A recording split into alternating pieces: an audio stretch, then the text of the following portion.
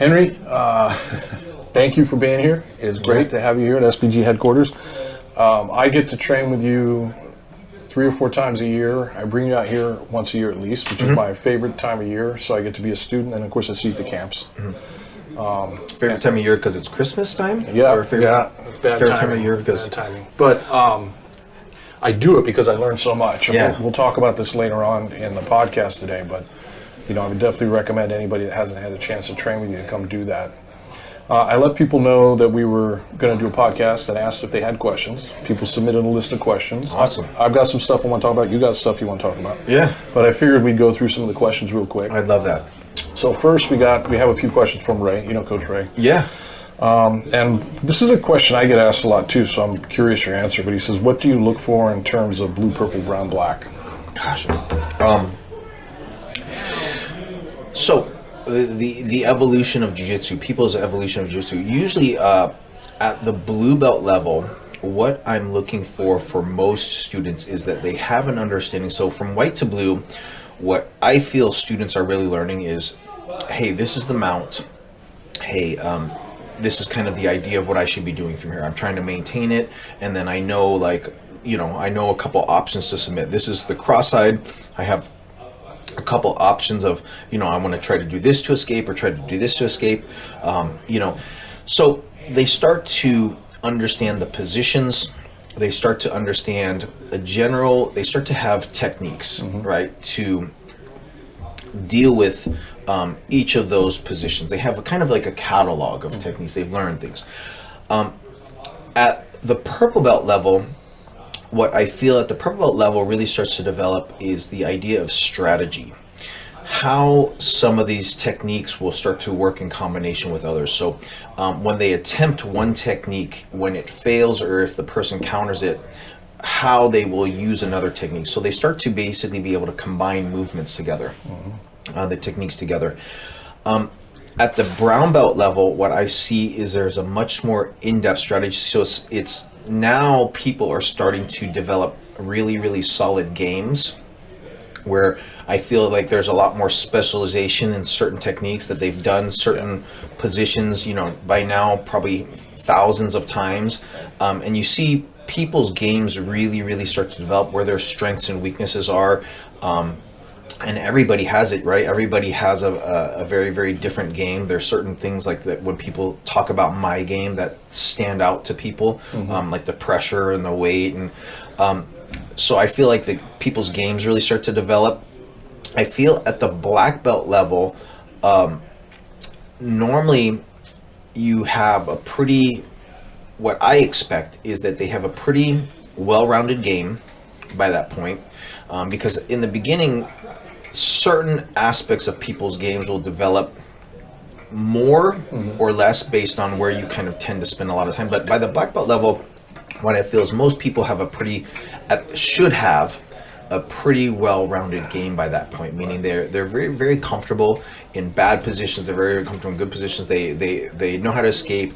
They have good submissions, and that's where I really feel like at that level is where most of the time at black belt now, most of the people in your gym, you're better than probably 90% of the people in your gym, 85-90% of the people in your gym. And so at that point is where you really start to develop your offense, right? The idea of technique, because when you start to become better than most people, you're spending more time in dominant positions, and because you have more time in these dominant positions, you're able to really develop your offense more, where in the beginning of the early stages, I feel people are much more focused on defense and just surviving and defending. So, yeah.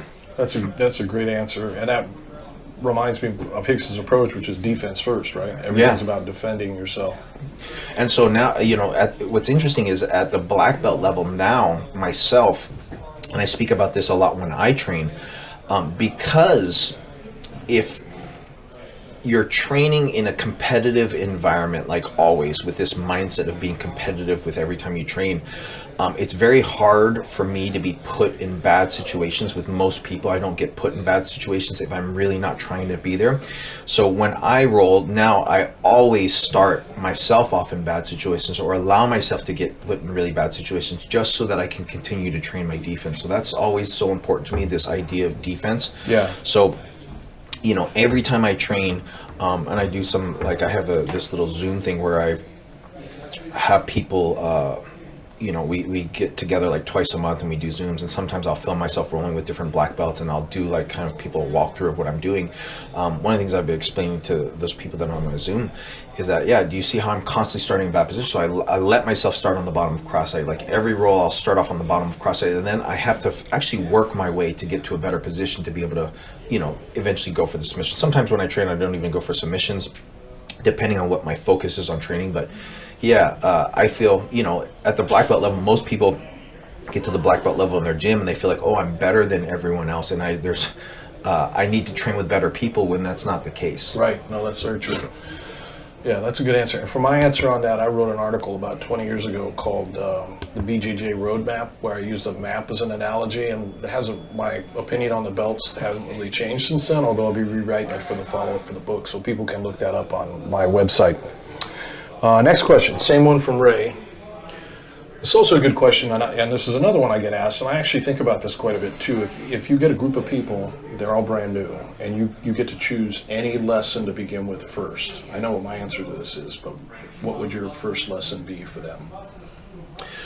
Gosh, so any lesson first. So normally when I teach, one of the things that I do, like if I'm teaching a class, I like to show kind of 2 or 3 techniques from one specific position that all work in combination with each other. So one of the things as an instructor, I like to put the pieces together, because the beauty in Jiu Jitsu is not the individual techniques, but it's how everything works together. And so normally when I teach a class, that's what I do. I always chain movements together, so that to show people like, hey, these are how all these movements are interconnected. But when I do an introductory class, so if I was going to do an introductory class for someone that had never done jiu-jitsu and I wanted to blow them away with jiu-jitsu, the first thing I normally do is show them just a simple escape from the mount, like maybe the trap and roll, right?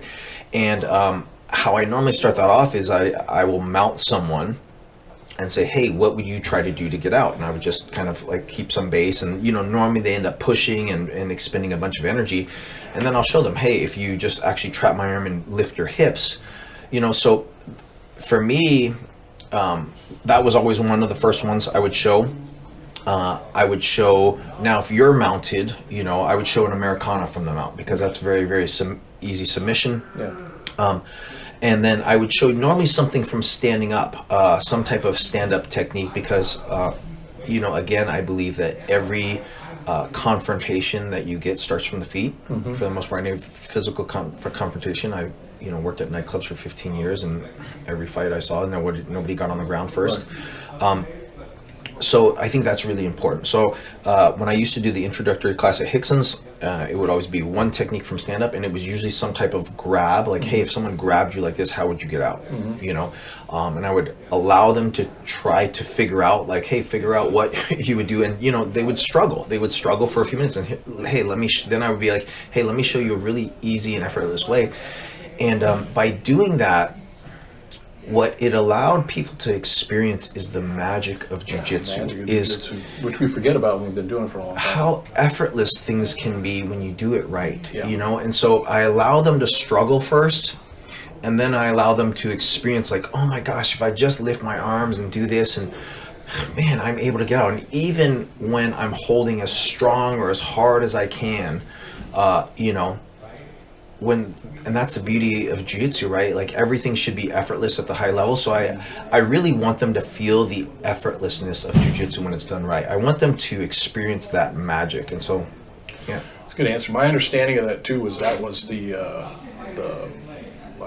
sales pitch intro lesson that Horian always used back in the garage, right? He'd have people mount them, and then he would mount them, which makes sense. For me, I love the headlock escapes, because that every principle of jiu-jitsu is in that little curriculum. It's such a fun curriculum. And if it was standing, probably a guillotine, because if you watch 1,000 street fights, if one person did a guillotine, they'd probably win 999 of them. But they're all good choices. Next one. What's your personal focus on now when you're training for yourself? Ooh, well, so that varies, and it varies on kind of what stage I'm in. So right now, because I've been traveling so much and I haven't had a chance to train much myself this year, my training has been really horrible. I've just been traveling a lot and I haven't been able to have any consistent training. So normally, now that I'm going to be home for 2 months, the first thing that I focus on is just getting my timing and rhythm back. And so how I do that is probably for the first month or so. When I start training, I have different black belts that will come over to my house that will just roll with me. My focus will be doing a more faster paced flow rolling. And so what that means is, in order to kind of go through every position, I don't go for submissions. I don't even use that much weight distribution on them, because when I'm using weight distribution on them, what it does is it slows down movement and it makes people tired really fast. So for me, I need to get my cardio back. And so I like to do long trainings for like 45 minutes, an hour of rolling straight. And I like to pick up the pace and the rhythm. So so I get used to the sensitivity and just reacting to movement. So when I first start back after like a long hiatus of not really training with any level of intensity, I will do flow rolling with no submissions, and I'll let them, obviously I allow them to go for submissions, but I won't myself, because I don't want the training to stop and reset. Do you tell them that you're not going for it? No. Yeah. I just say usually let's roll, and I keep my weight off of them. I just move. And sometimes I allow. So when I do my flow rolling, I'll stifle position for a little bit, but then I'll open up and let the positions change, because otherwise it just gets really boring if I'm stagnant and I'm not submitting. And I let them dominate position, and then I get out, and then I dominate position, and then I'll let them. So it's kind of a high pace back and forth. It's very back and forth, right? I keep allowing them to get out and get to dominant position so I can train my escapes, so I can start getting the rhythm of how to defend.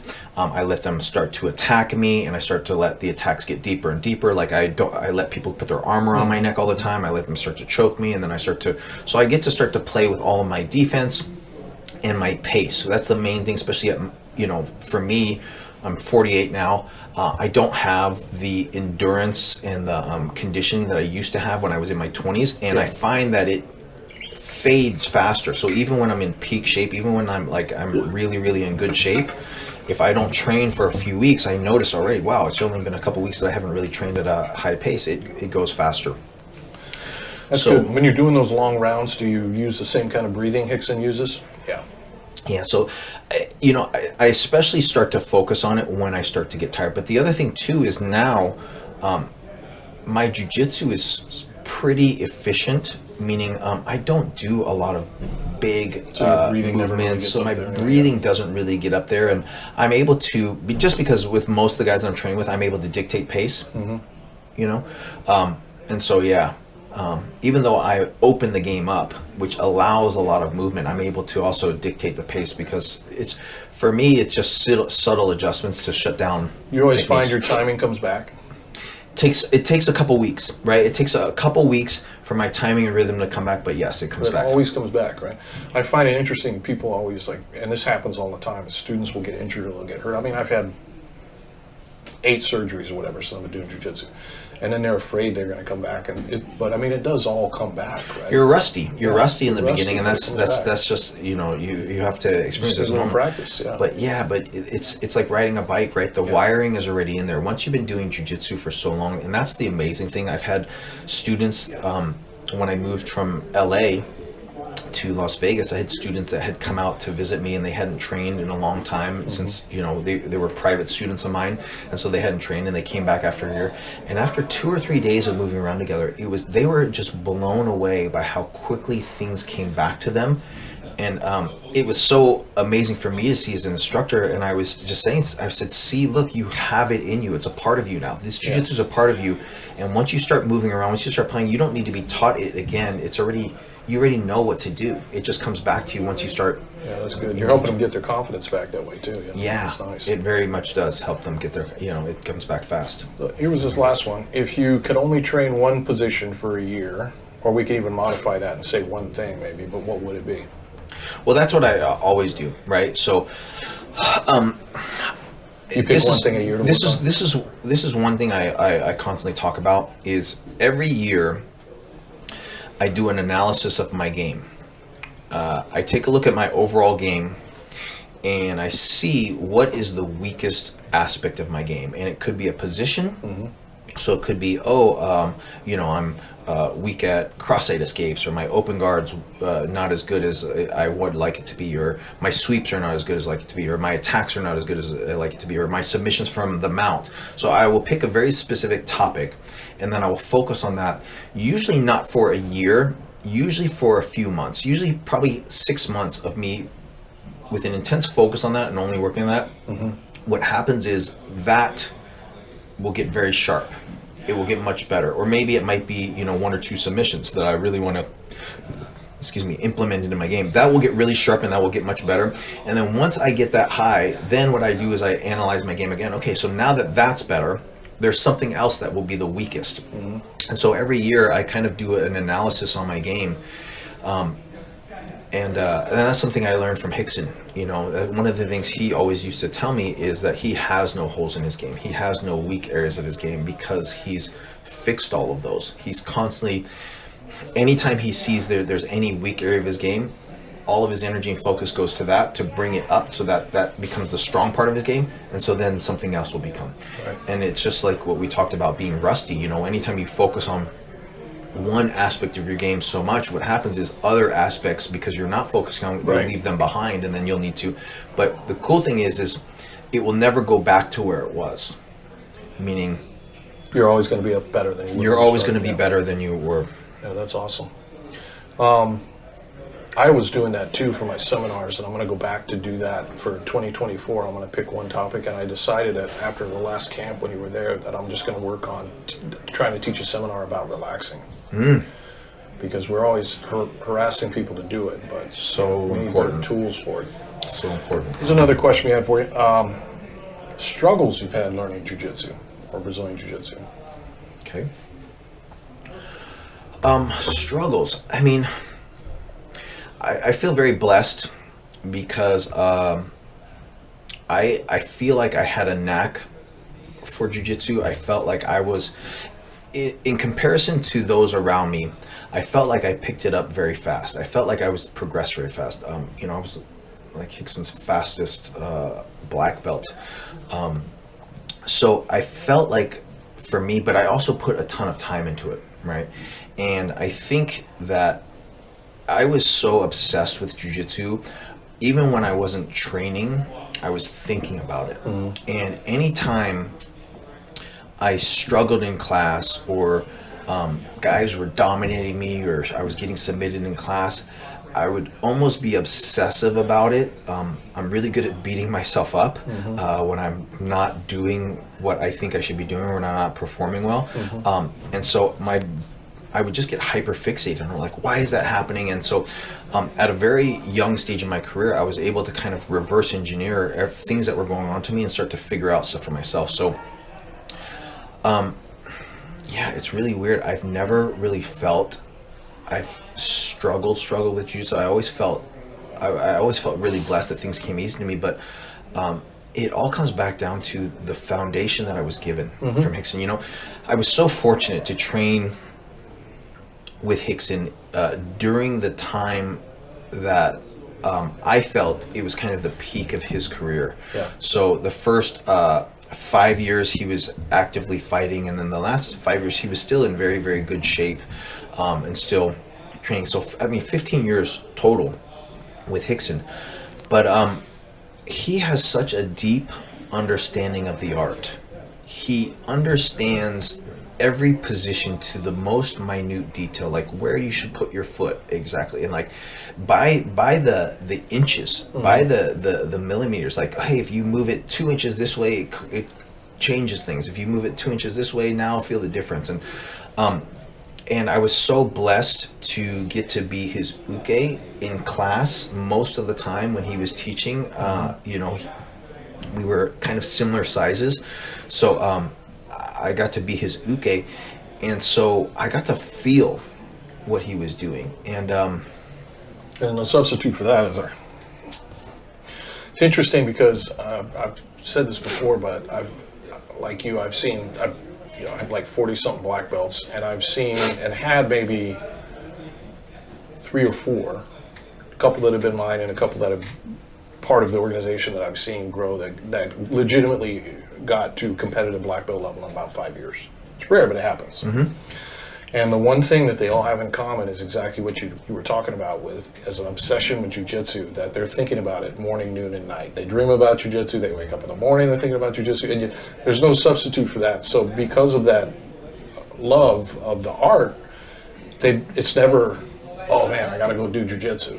There's never any discipline necessary to go train. You know, like John Kavanaugh, I know, is obsessed with fighting and Jiu Jitsu, and he always has been. He got good very quick, but people maybe underestimate how much intellectual energy, in addition to the physical training, went into what he's doing. And everybody I've met who'd been very good had that in common. So one of the first places that I lived in LA, I was living in a 3-bedroom apartment in Inglewood, pretty Great much. neighborhood. Yeah. Well, rent's cheap. Yeah.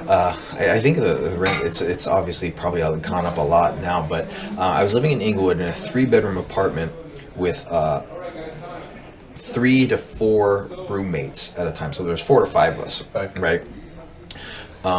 We had one couch in the living room that was removable, but I always had mats. Everywhere I've lived. Since that time, I've always had mats at my house. And what would happen is we would train, and most of my buddies that I was living with all trained. We would train, and then anytime I would come back from training, I would always just grab one of my, hey man, hold me in this position, hold me here, let me see what this guy was doing. Like, oh man, this guy was tapped me out a bunch of times in class. Like, what was he doing? He was catching me with this arm. Like, here, will you go for this arm? Yeah. Like, let me put me in this position. Let me see how I could get out. Let me see how I move. So I was constantly kind of exploring all of these situations where I was struggling, because I was just, had an immense curiosity for, like, what is going on? Like, how are these guys dominating me? Why am I struggling? Like, what is, asking those questions. It always starts with the question, right? The question always is the precursor to the answer. And so, I would always have people that I could grab and use and have them put me in positions and to be able to explore and play with it. So, and I don't think, if people don't have that naturally, I don't think people need to beat themselves up over that. You need to find a thing like that you love. You know what I mean? That's what I always tell people. Well, from that was the benefit for me is at a very, very young age, I found my passion. Yeah. I found my passion, and a lot of people say you're so lucky, because it became easy for me at that. I mean, literally, I left my family, left my girlfriend, left everyone behind, all of my friends, to move to LA to train with Rickson. And so, zero distractions the first few years, and we're fortunate to be able to do what we love for a living. It's awesome. Coach Rich from Niagara, one of several questions I got like this, but people love to hear old school Rickson training stories. So you got to share a Rickson training story. A Rickson training story. God, there's so many. There's so many. Gosh, usually I always tie in those training stories with lessons that I do, because there's always, again, a story that will come up that will, like, oh gosh, this was such a profound experience for me, just seeing this or experiencing this, or him saying this to me, which is like game changing. But like just guard passing, right? The whole, it's kind of a shorter story, but the whole idea of like guard passing and how my understanding of guard passing came from just literally a minute and a half with Rickson. What happened was I was training, I was a brown belt at the time when I was training with one of my good friends. His name is John, who was a purple belt at the time. And John is one of those tall, lanky, very, very athletic. He was like a stud high school athlete, you know, was going to play like college baseball in college, and just always a freak athlete, but also very, very like 6'4", tall, lanky guys, amazing triangle, you know, those guys that have very long limbs that are really, so I hate those guys. Yeah, right. But training with John, and we did a 5-minute roll, and after the roll, he almost submitted me twice in a triangle, caught me in triangle twice, and I got out, and I was just exhausted. And the whole 5 minutes I spent trying to pass his guard, and again, I almost got caught a couple of times trying to pass the guard. I never passed. And Rickson saw how frustrated I was getting, because like literally I was struggling, and I just kept trying to turn up the pace and go harder, right, to try to pass his guard, right? Like, oh, maybe if I go harder I'll get right? Success. And it literally left me exhausted by the end of the round. And Rickson walked up to me and said, Henry, guard passing is just weight distribution and angles. And he looked at John, he slapped hands with John, and he passed John's guard in like 3 or 4 seconds. It literally looked like boom. He made some adjustments and then passed. And he slapped his hands again, made some adjustments and then passed. Slapped his hands again, moved forward, made some adjustments and passed. And then he just walked off. that was just like, it's Classic. Just weight distribution angles, right? Yeah. And then let me rip through John's guard. He's like, let me see. He was like, let me see what's so hard about this guy's guard to pass. And literally just ripped through his guard like 3 times in a row, every time in under 10 seconds. You know, and it was a different pass every time. It was just because the variations was changing, right? The adjustments were different. But he passed so effortlessly, and he just walked off, you know? And that completely changed the whole trajectory of my understanding of guard passing, because before it was always so focused on trying to execute a technique against a specific guard. Right. And so I spent really the next 10 years really doing a deep dive, trying to really understand what he meant by that.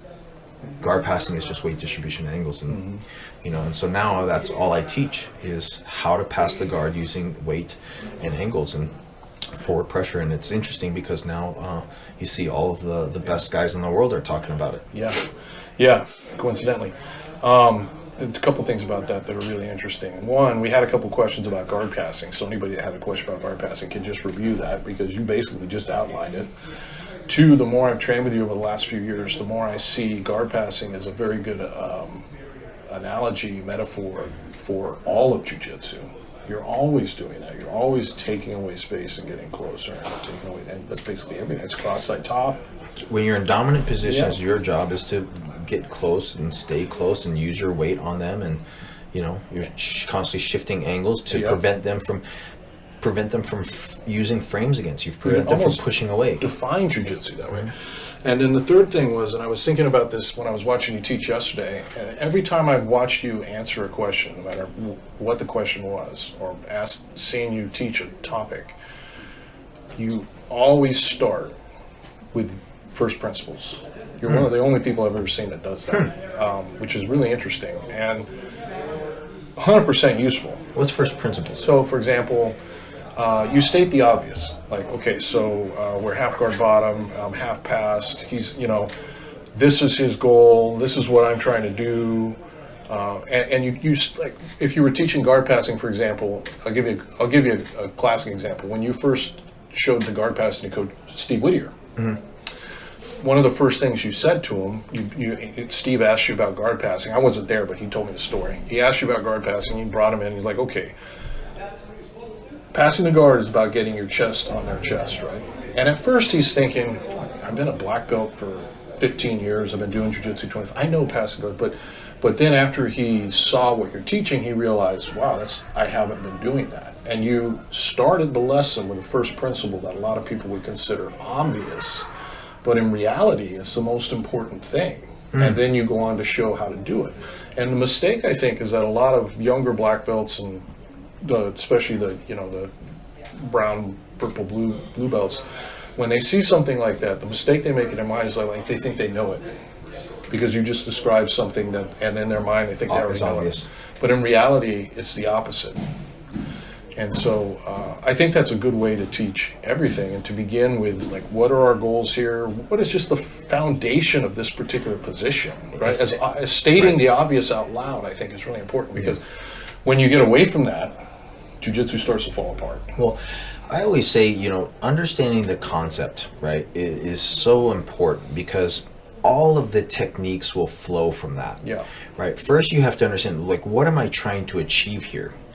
So the first thing I always state is, what is the concept, the principle? What are we trying to achieve here? And then the techniques this is the method by which we go about doing that. Right. So this is means to an end. Yeah. This is. So I think it just, for me, it makes so much sense explaining that way, because even if they don't have the technique, even if you don't have, many times when you understand, hey, this is the concept, this is what I'm trying to achieve, you can figure out sometimes how to work your way to that, because there's so many times in jiu-jitsu that you kind of get lost, or you end up, especially at the lower level, you end up in these positions, in these situations where you don't really have an answer to yet. Yeah.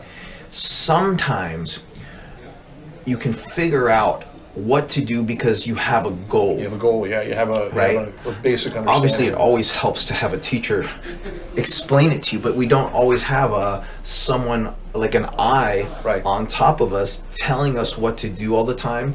And I feel like a lot of times when you have a specific goal, you have the benefit and the value of just understanding, hey, this is what I'm trying to achieve. Sometimes you can figure it out, and then, but it makes everything else make sense. Yeah, and then if they're, like you said, trying to pass the guard, there's a purple belt out here who's having trouble passing the guard. He goes, oh, I need to drop my chest, or and it always goes back to something obvious. So I think that's super useful. Define invisible jiu-jitsu. That's a question we always get, that you get a lot, I'm sure. But succinctly, how would you define invisible jiu-jitsu? So invisible jiu-jitsu is a term that Rickson uses to describe his jiu-jitsu, and the reason that Rickson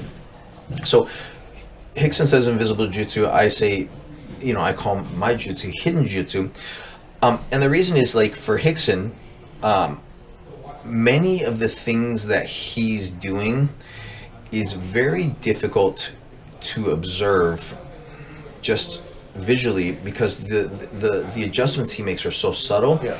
And those subtle adjustments make a massive difference. And so things such as weight distribution, it's very difficult to see to the untrained eye. Mm-hmm. So for me, to the trained eye, you can actually see, like, so for me, when I look at people training, because I'm so well aware of all of these subtleties in jiu-jitsu, I can see it. So it's not so much invisible to me, but it's more like, hey, there's these small, subtle details that are sometimes hidden that really make all of the difference in techniques feeling like magic. Like, at the high level jiu-jitsu, everything in jiu-jitsu, everything you do should feel effortless, right? And it does. That's exactly how it works, because many times you're using your opponent's energy against them. Right. But all of these concepts like leverage and weight, and how to use your body the most efficient way, and how to attack the other person's body the most efficient way. The high level of jiu-jitsu, every inch makes a difference. Every place you put your hand, and so those elements that a lot of times don't get explained, don't get taught in most people's classes, don't get taught, that I see, many people lack the understanding. And I think sometimes people have to feel it to believe it. Yeah. Well, and that's the thing, is that kinesthetic feel is sometimes that missing bit of information that people really need. And that's, again, why I said, like, for Rickson, I was so fortunate to be in Uke for him for so many classes and so many seminars. So I got to feel, and that was really helpful for me, because Rickson English not being his first language, sometimes he struggles to be able to articulate what he's really wanting someone to do. So he's a very... And he's kind of an artist as well. He's a very hands-on teacher. He's a very hands-on teacher. And really when he gets to put his hands on you, there's no better teacher in the world than Hickson when he gets to put his hands on you. But if you're trying to have him explain something to you, sometimes the information doesn't convey. Yeah, that's good. Here's a question we got, and multiple people ask this question in different ways, so I'm gonna phrase it very generically, but it's the old, what are your thoughts about the sport jiu-jitsu evolving away from the more vale-tudo-oriented jiu-jitsu that we did in the 90s? Mm-hmm. What do you feel about that dichotomy? I mean, I have my answer to that, but what is your opinion of all that? Yeah, I mean, it's so interesting because what I always find, the simple answer is, do people training sport jiu-jitsu, are they able to defend themselves? Yes. Obviously, they have tools to be able to defend themselves. Are they ever going to be able to defend themselves as well as someone who's training in an environment where they're dealing with strikes? No, they won't, unfortunately. It's just like a football player. As a football player, are they developing skills to be able to do well in a fight? Sure, there's a lot, or wrestlers, right? But you can't take that sport alone and go into a mixed martial arts fight. You can do well against untrained fighters, but you're never going to do well against a trained fighter. And so I think anything that you put time and energy into really focusing on, that's what's going to develop. And so most people, when they think about doing a martial art, there's a reason why we call it martial art, right, and not a sport, is because it was developed for combat. And most people, for me, I feel, when they want to do jiu-jitsu, my number one priority and responsibility to my students is to teach them the ability to defend themselves. That's my responsibility as instructor, because they're coming to me with no knowledge and they're putting their trust in me. So my duty to my students is that if they ever need to use jiu-jitsu in a fight to protect themselves or to protect someone that they care about, it works. Mm-hmm. When you're training in an environment where you're not using strikes, it allows for so many other positions to evolve and so many others, because there's just elements you don't have to deal with. Right. So people are never aware, like, not only how to avoid strikes, but how to use strikes too. So that's a very important element, because the ability to use strikes will often set up submissions, you punch and people raise their hands to defend, or they move their arm to defend. And so you understand how to set up movements so that you can create opportunities. So it will never be as effective. It will never be as effective as truly practicing jiu-jitsu. So it always comes back to what is your focus in learning jiu-jitsu? Mm-hmm. What are your goals in learning jiu-jitsu? Do you want to get a good workout? Do you want to learn something that's mentally stimulating? Jiu-jitsu is the thing. But most people, I feel, when they first start learning, even if they don't say it, they want to learn how to defend themselves. Yeah. They want to learn how to protect themselves. They use words like confidence, but that means they want to be able to defend themselves in a fight. Yeah. Well, that's very true. I mean, I've said this before, but when I started Brazilian Jiu-Jitsu, there wasn't even tournaments in the United States. I started because I was interested in fighting, and that hasn't changed. And the Jiu-Jitsu I teach is the same Jiu-Jitsu I learned initially. We always incorporate the strikes.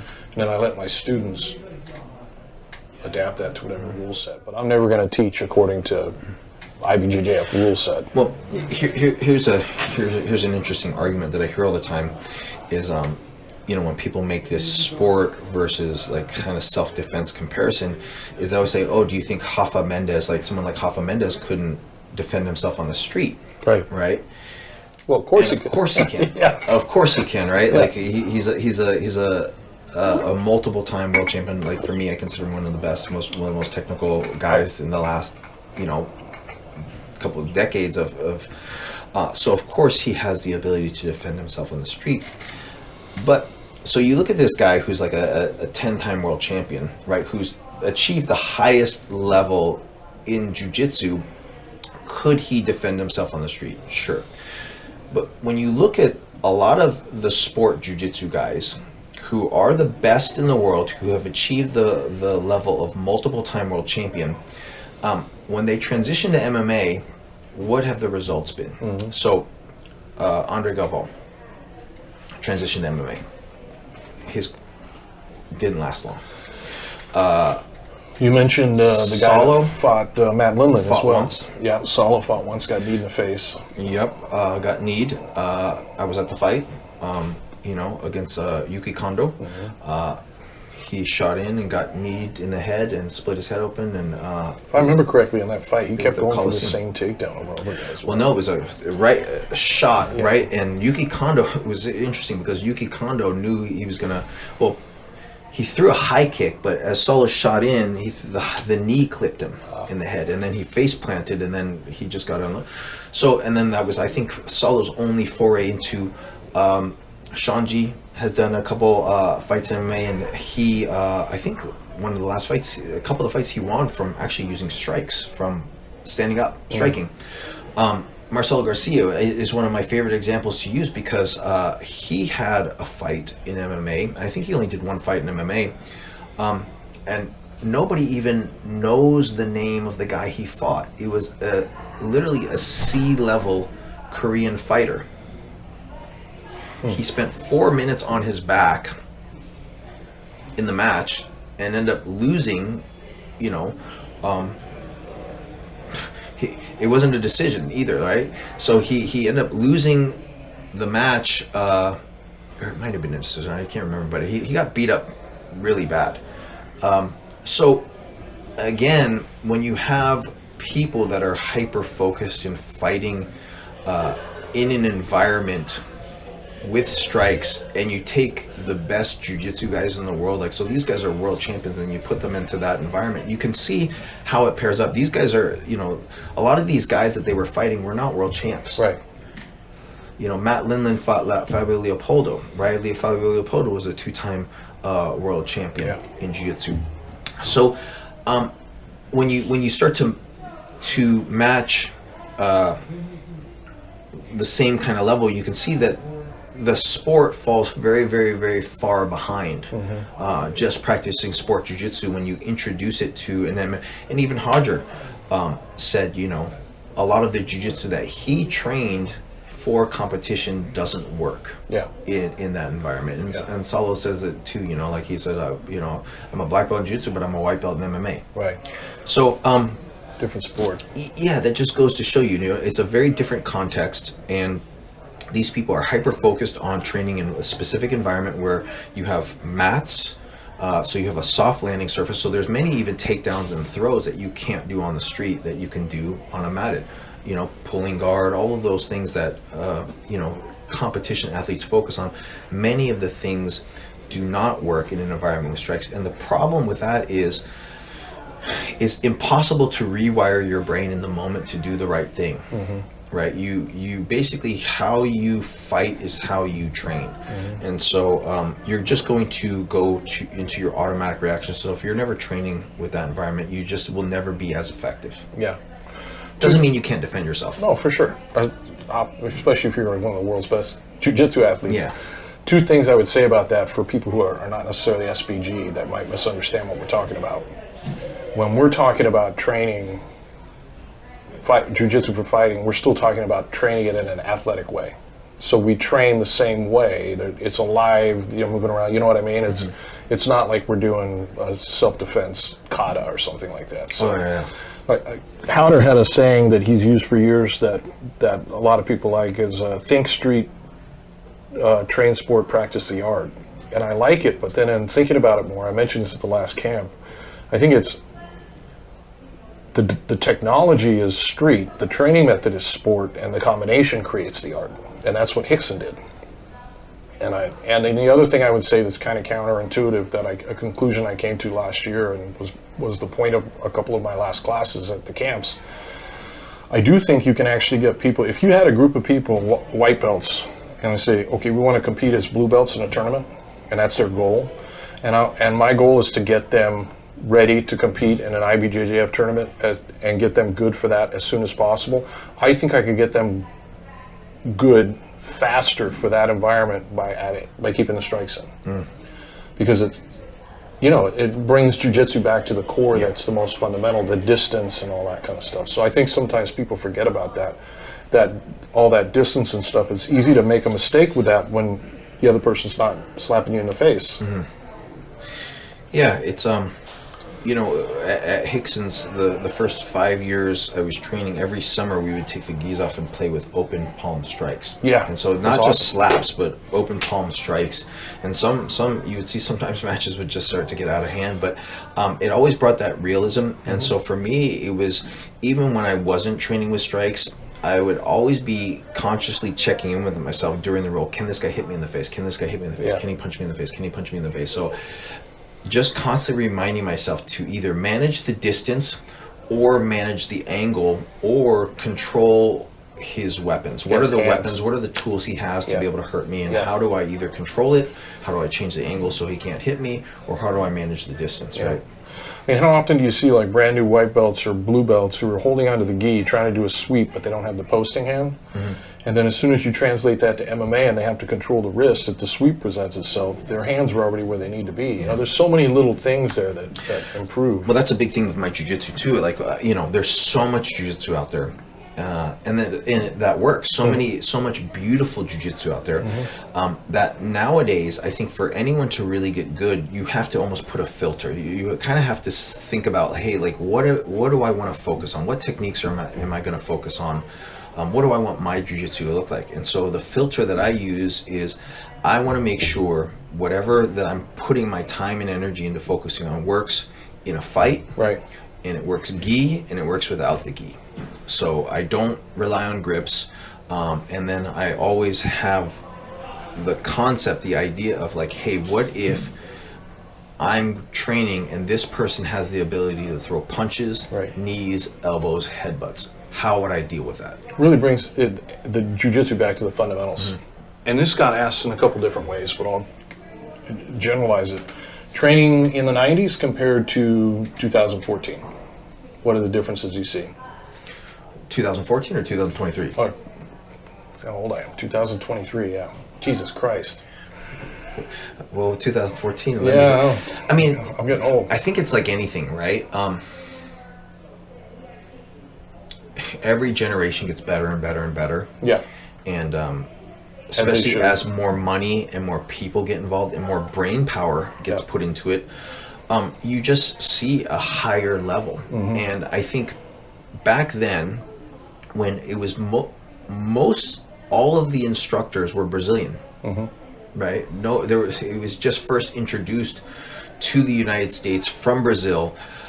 The training methodologies were very, very rough, very, very brutish. I mean, even in Brazil, even though it was bigger in Brazil, it was not huge. It wasn't, because again, it comes down to money, right? Like how much money was into it. There was not, and so as more money gets poured into it, you have brighter minds, more athletes, more combined mind power. So I think now the training methodologies are so much more intelligent. I think one of the things we've learned, and even I see with all the older instructors like Hickson and all of the people from those generations, they realized the mistakes that were being made back then of how every time you train, it's got to be a super hard, super intense training. We were always training like every match was like a fight. Yeah. And one of the things they realized is we lose a lot of students that way. Not every person, most people are not cut out for that type of training. And the problem is after getting injured, coming back and getting injured again, most people are going to quit. Most people don't have the resilience. And there was a lot of weeding people out back then. Yeah, there was a lot of weeding people out, people that weren't tough enough. And the beautiful thing is jiu-jitsu is for everyone. It has the potential to help everyone. So the training methodologies have become so much more intelligent, and I think it's coming back down to really how do we train people to be at an elite level of this art while also reducing the risk of injury the most that we can. Right. I think that's always the goal. Like, how do we train? Because even even the top guys in the world, now that there is a lot of money in this, you know, you look at guys like Gordon Ryan, who are easily making, you know, probably in the 8 figures, definitely 7 figures. Not from the sport, but from instructionals, right? Probably both, probably combined, I would say, but I think they both feed off each other, right? They definitely both, like, if he wasn't the amazing elite competitor that he is, he wouldn't be selling his instructionals. But I'm sure he's making in probably the 8 figures. You got to be healthy, right? So he just pulled out of a fight because of a rib injury, and so what we've learned, and these there's always a chance to get injured, but we learned, like, hey, minimize it. How do we minimize this as much as possible? And so, you know, one of the things they do is that the positional training, which is huge, the flow rolling, which is huge. Both of those tools are really, really big because it just reduces the chaos of just kind of open rolling. Yeah, that's good. Well, we got one more question because we had a good time talking. Last question. This one was for both of us. I'll let you go first. Advice for being a good instructor. Advice for being a good instructor. So I'll just speak for myself and what I feel makes me a good instructor. Is what I really focus on is understanding the whys, why I do everything I do. So for me, what's so important, because every single hand placement, every single adjustment, every single thing I do with either my hand or my foot serves a purpose. And it should, because at the end of the day, jiu-jitsu, every limb should be doing something to help you with your goal or your focus.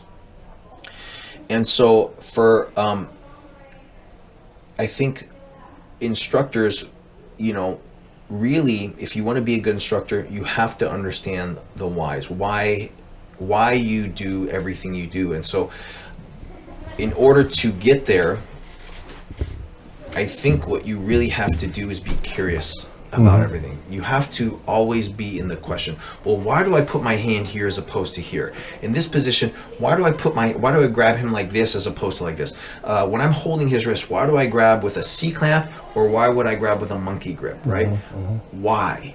And so once you start asking those questions, the answer starts to come, and that's when I feel you really start to develop a deep level of understanding of jiu-jitsu. Like for me, you know, one of the things that constantly comes up when I'm teaching seminars, students are always asked questions. Well, why do you do this? Or why do you do that? And one of the things I feel so beneficial is when you can explain something and they understand why. Not just, hey, do this and copy me. Right. When there's an actual reason for it. Yeah, like, hey, I put my hand here so that they can't put me in the guard. Right. When I put my hand on this side, now they can put me on the guard, so that's why I might turn my hip. Yeah. Right? Huge, yeah. Yeah, I think the whole thing is really having a deep level of understanding of the art. So